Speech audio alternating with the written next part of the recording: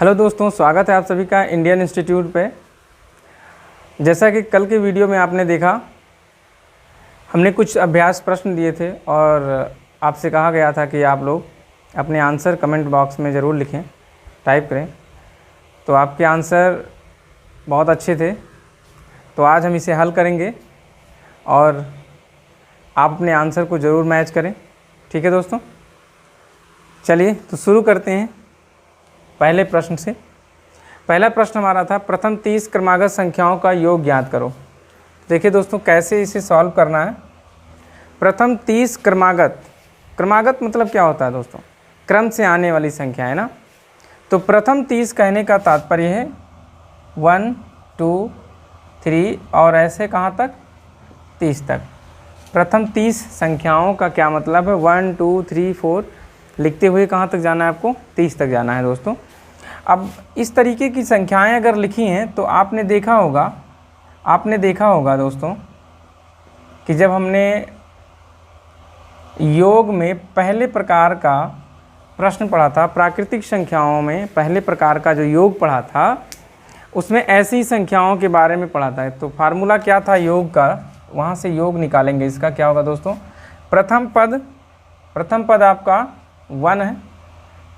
ठीक है दोस्तों, नहीं पहले हमको लिखना है पदों की संख्या को। तो पद कितने हैं दोस्तों? 30। ब्रैकेट में हम लिखेंगे प्रथम पद और फिर अंतिम पद और फिर बटे 2, है ना दोस्तों। तो 30 गुणे 30 और 1 होगा 31 बटे 2 और 2 से भाग करोगे 15 आएगा।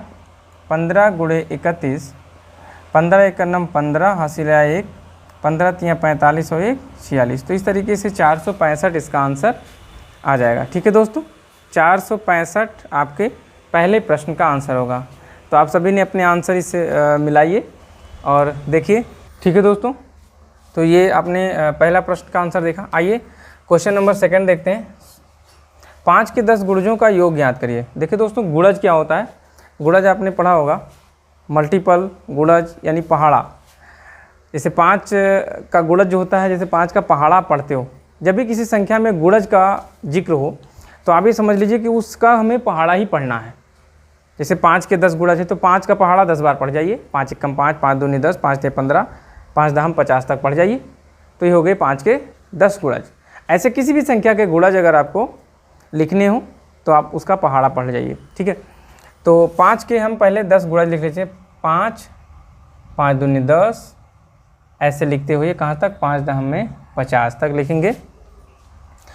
ठीक है दोस्तों, तो यहाँ पर यन कितना होगा? यन, चूँकि हमें पदों की संख्या ज्ञात करनी पड़ेगी तभी तो इसका योग निकलेगा।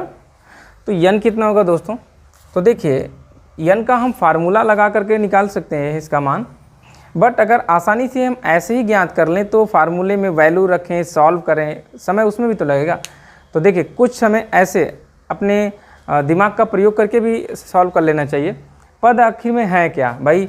5 है, फिर 10 है, तो 1 से लेकर 10 के बीच में 2, 10 से 20 के बीच में फिर 2 मिलेंगे, ऐसे 20 से 30 के बीच में फिर 2 मिलेंगे, 30 से 40, 40 से 50 में उसमें भी 2 मिलेंगे। तो 2 2 4 2 6 2 8 2 10। तो इस तरीके से हम अगर देखेंगे तो पदों की संख्या कितनी हो जाएगी? 10। आपको अगर नहीं समझ में आए तो ऐसे देखिए, 5 10 15 20 25 30 35 40 45 और 50। यही तो पद होंगे ना इसके। तो आप गिन लीजिए, 1 2 3 4 5 6 7 8 9 10। पदों की संख्या कितनी हो गई? 10 हो गई। ठीक है दोस्तों, यहाँ पर प्रथम पद आपका A 5 है और अंतिम पद यल कितना है? 50 है। तो इसका योग क्या होगा दोस्तों? योग देखिए, कुल पद, प्रथम पद और फिर अंतिम पद और बटे 2। 50 और 5 कितना हो जाएगा? 55 बटे 2।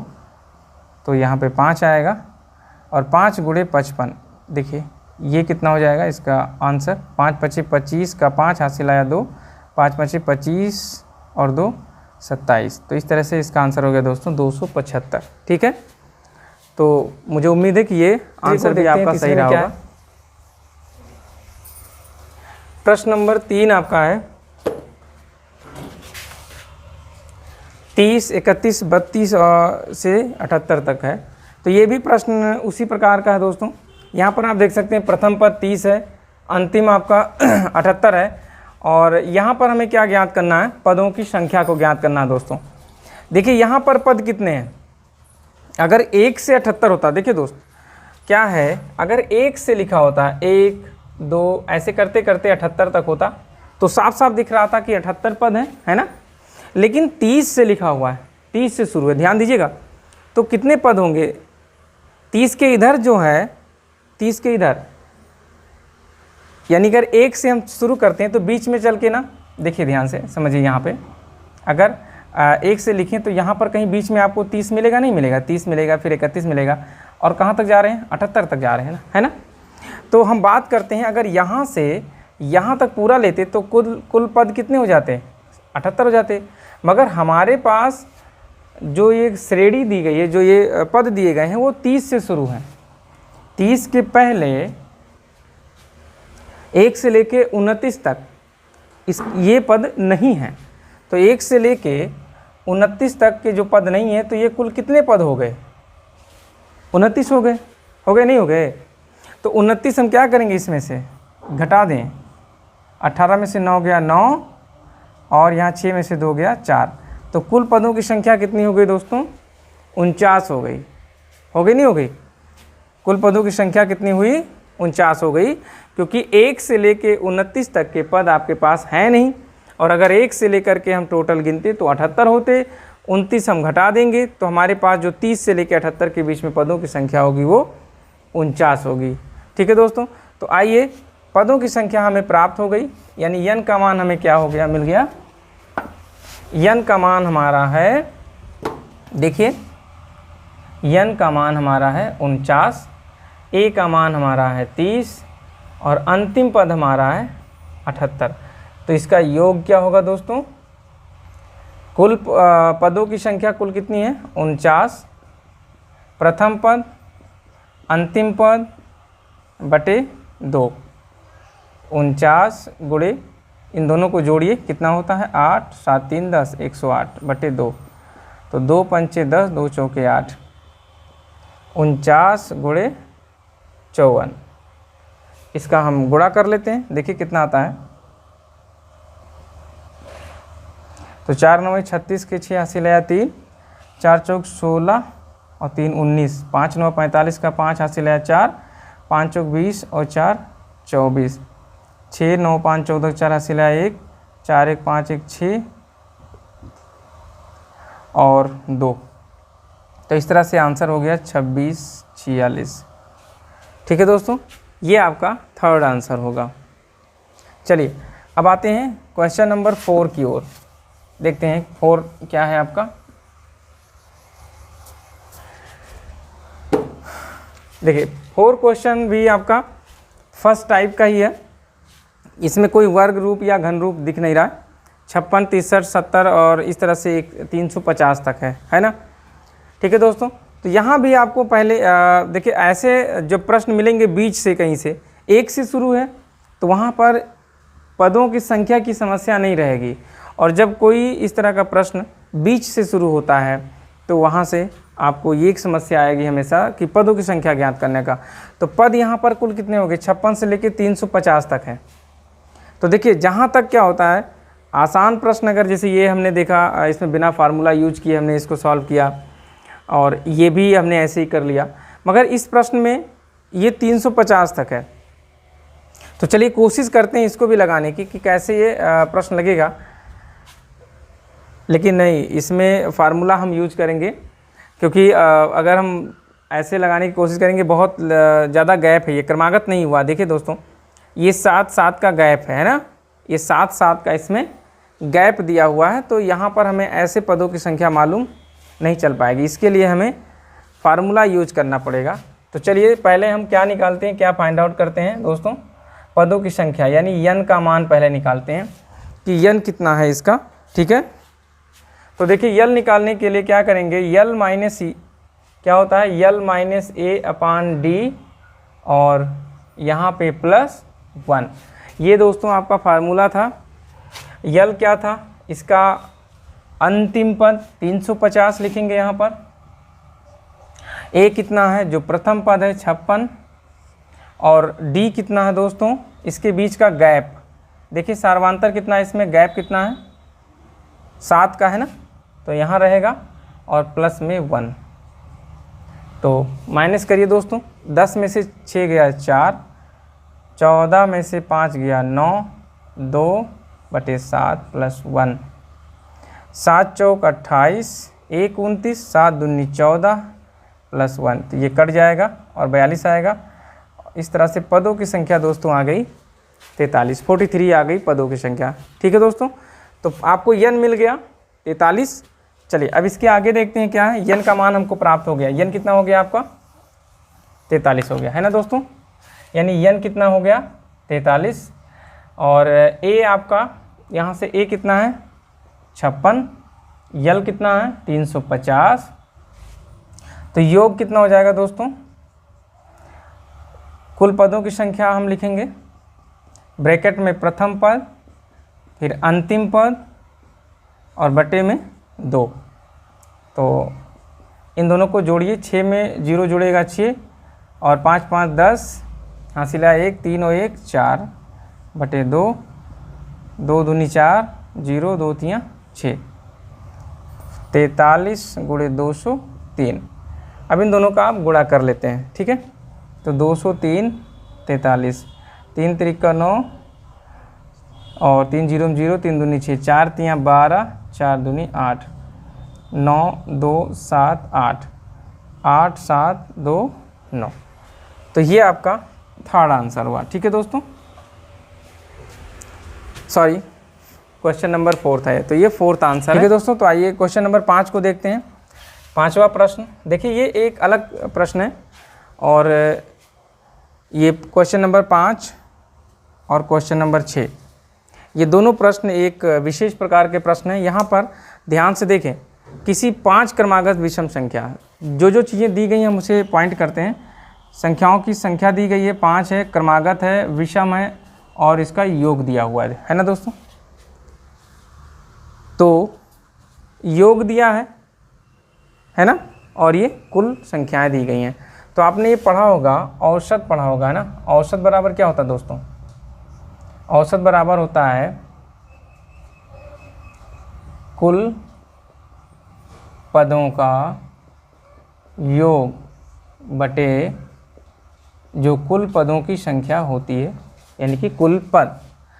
तो आप देख सकते हैं यहाँ पर योग कितना है 465 है, और कुल पद कितना है दोस्तों यहाँ पर 5 है। इसको भाग करें, 5 9 45, 1 46, 5 3 15, तो भाग करने पर ये आ गया 93 है ना दोस्तों।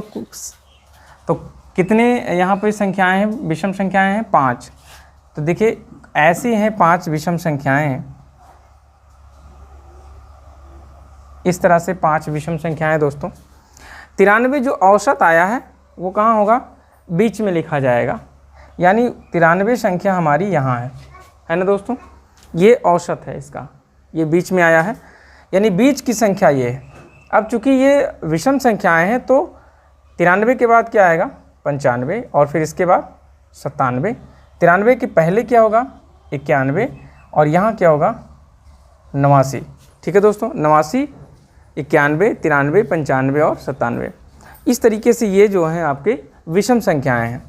अब ये आपकी सभी विषम संख्याएं, वो 5 विषम संख्याएं हैं जो आपसे इस प्रश्न में, इसके विषय में कहा गया है। 5 विषम संख्याओं का ये क्या है, योग है। इसमें क्या कहा है, सबसे बड़ी संख्या, तो सबसे, ठीक है दोस्तों, तो ये जो आपका 97 है, ये देखिए सबसे बड़ी संख्या है, तो यही आपका आंसर हो जाएगा। सबसे बड़ी संख्या आपकी यही हो जाएगी, सबसे बड़ी संख्या। ठीक है दोस्तों, तो ये था आपका क्वेश्चन नंबर 5 का आंसर। ठीक है दोस्तों, तो आइए क्वेश्चन नंबर 6 हमारा है, किसी 6 क्रमागत सम संख्याओं का योग 390 है, तो सबसे बड़ी संख्या ज्ञात कीजिए। ये भी इसी प्रकार का प्रश्न है दोस्तों। यहाँ पे 6 क्रमागत सम संख्या, इसमें विषम संख्या था और इसमें क्या है सम संख्या, तो बिल्कुल वैसे ही है दोस्तों। आइए इसमें हम क्या करते हैं, इसमें 6 आपको बनाने पड़ेंगे इस तरह से।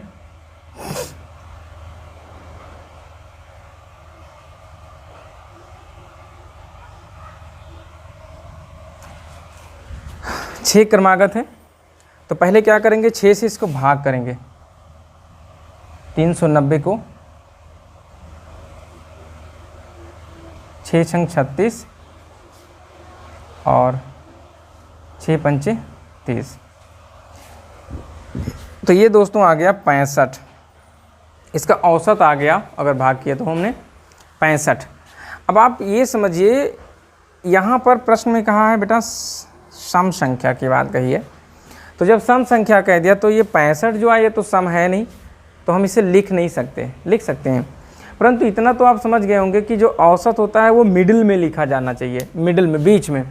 तो अगर इधर से और इधर दोनों तरफ से देखें तो इसका मिडिल कहाँ पड़ेगा दोस्तों, इसका मिडिल कहीं यहाँ पड़ेगा ना, 3 इधर 3 इधर, और बीचों बीच की भाग की बात करें तो यहाँ पड़ेगा, है ना दोस्तों।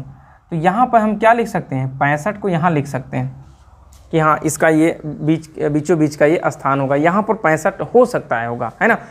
ठीक है, तो अब चूंकि बात है सम संख्याओं की कि सम संख्या आपको ज्ञात करना है, तो आगे क्या हो सकता है और पीछे क्या हो सकता है दोस्तों। आगे 65 के आगे सम संख्या क्या मिल सकती है आपको, जैसे हम 65 से आगे बढ़ते हैं हमको 66 मिलता है, सम संख्या है। 66 के आगे क्या मिलेगा दोस्तों, 68 सम संख्या है, और इसके आगे क्या मिलेगा, 70, ये भी सम संख्या है। चलिए दोस्तों, इसके 65 के पहले क्या मिलेगा आपको, 64, इसके पहले 62 और इसके पहले 60। तो ये जो आपकी संख्याएं हैं ये सभी की सभी सम संख्याएं हैं। ये कैसी हैं, ये सम संख्याएं हैं, और इनका योग जो है टोटल अगर जोड़ें इनको, हम योग ज्ञात करें इनका, तो 390 ही आएगा। देखिए अंक, इकाई का अंक जोड़ते हैं, 4 2 6, यहाँ तो 0 है, 4 2 6, 6 6 12 8 20, 20 का 0 हासिल आया 2, 6 और 6 12, 6 18, 18 6 24, 24 और 6 30, 30 7 37 और 2 हासिल, जोड़ेंगे तो हो गया 39। ठीक है दोस्तों, तो इस प्रकार से ये हमने बना लिया। अब हमें प्रश्न देखिए क्या कहा है, सबसे बड़ी संख्या इसमें भी ज्ञात करने को कहा, तो आपकी ये हो गई सबसे बड़ी संख्या, तो 70 इसका आंसर हो जाएगा दोस्तों, सबसे बड़ी संख्या। इस प्रकार से इसका ये आंसर निकल गया। अब बात करते हैं दोस्तों, लास्ट के 2 प्रश्न बचे हुए हैं, इसमें वर्ग और घन वाले ये प्रश्न हैं, आइए उनको भी हल कर लेते हैं जल्दी से।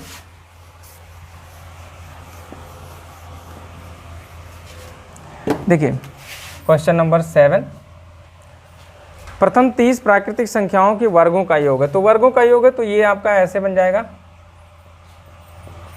ये इस तरह से लिखा होगा, प्रथम 30 है तो 30 तक आपको लिखना है दोस्तों, इस तरह से। ठीक है, अब यहाँ पर आपको ध्यान देना है, यन कितना है यहाँ पर 30 है ना दोस्तों।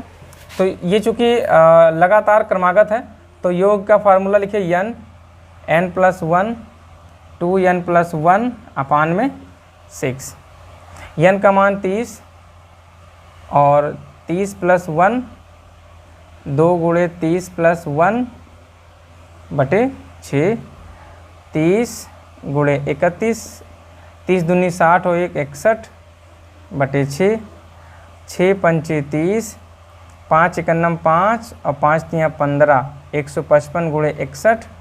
अब इसका गुणा कर लीजिए दोस्तों, देखिए कितना आता है, 1 पंचे 5, 1 पंचे 5, 1 एकन्नम 1, 6 पंचे 30 हासिल आया 3, 6 पंचे 30 और 3 33 के 3 हासिल आया 3, 6 एकन्नम 6 और हासिल 3 9, 5 5 4 9। तो दोस्तों इसका आंसर आया आपका 9 4 5 5। ठीक है, ये इसका आंसर हो गया। ठीक है दोस्तों, तो ये था आपका 7 नंबर क्वेश्चन। आइए लास्ट क्वेश्चन को हल करते हैं, देखते हैं उसका आंसर क्या आता है।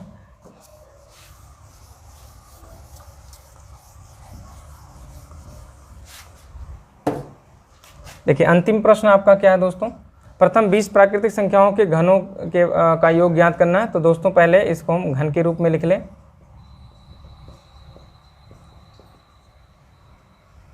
प्रथम 20। ठीक है दोस्तों, तो ये भी क्रमागत है, यहाँ पर यन का मान कितना हो जाएगा पहले लिख लें 20, और इसका योग निकालने का जो फार्मूला है दोस्तों वो क्या होता है, यन n+1 बटे में 2 और पूरे का क्या होता है दोस्तों, स्क्वायर घात 2। यन का मान लिखें 20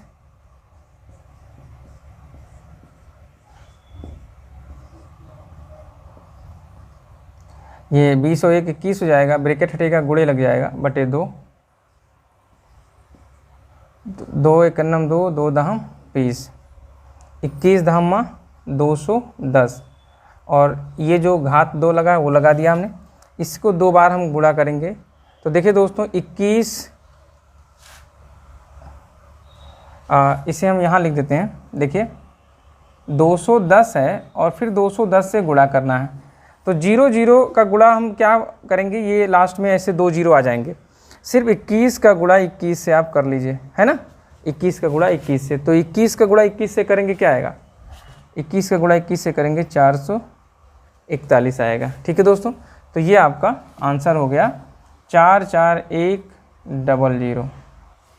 ठीक है, तो ये दोस्तों आपके पिछले वीडियो में दिए गए अभ्यास प्रश्न के हल था, और आपने ज़रूर एंजॉय किया होगा, अपने आंसर से मिलाया होगा। मुझे पूरा उम्मीद है कि आपको ये अच्छा लगा होगा, है ना। चलिए दोस्तों, तो अब नेक्स्ट वीडियो में मिलते हैं कुछ नए चीज़ों के साथ में। ओके दोस्तों, thank you so much, keep watching, channel को सब्सक्राइब करें।